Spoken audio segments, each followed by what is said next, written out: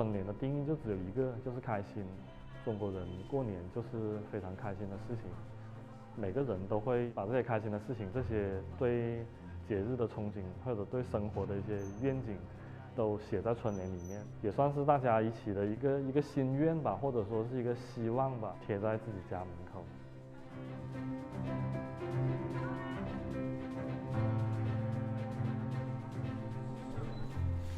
Chinese calligraphy and spring couplets is a combination that brings out artistic creation in Chinese culture. As an ancient art form, calligraphy for the most part has been the domain of older artists. More and more young people, however, have recently taken to this traditional art form and are making waves as they invigorate calligraphy with fresh ideas. Among them is Lu Dayu, a young calligraphy artist born in the 1980s. He's a big fan of Chinese calligraphy and calls himself Ink Controller.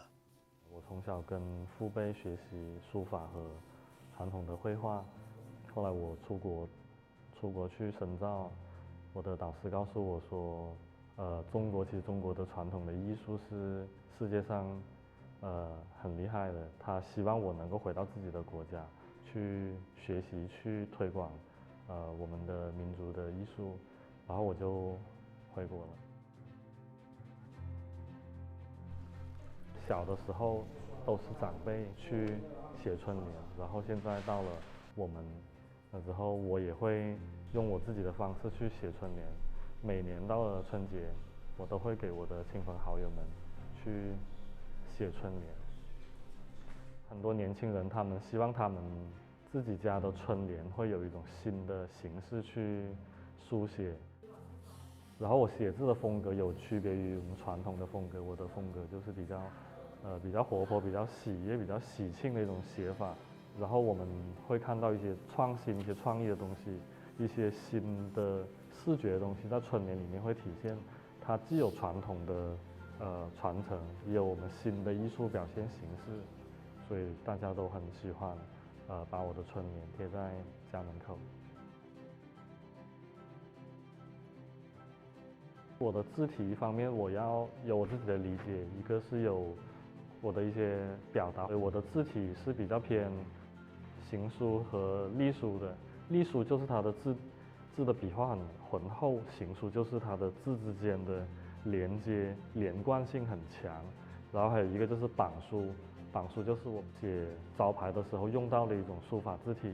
我把这三个字体，这三种字的形式都融入在一起，创造了我的书法的艺术形式。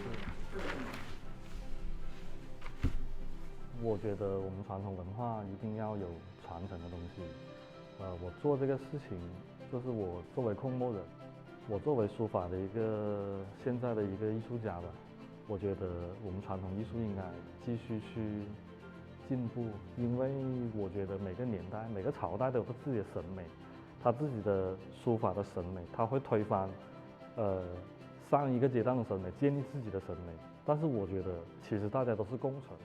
As a calligrapher, Lu injects fresh ideas into the ancient art form by using modern-day items such as mugs or even cars as his writing canvas.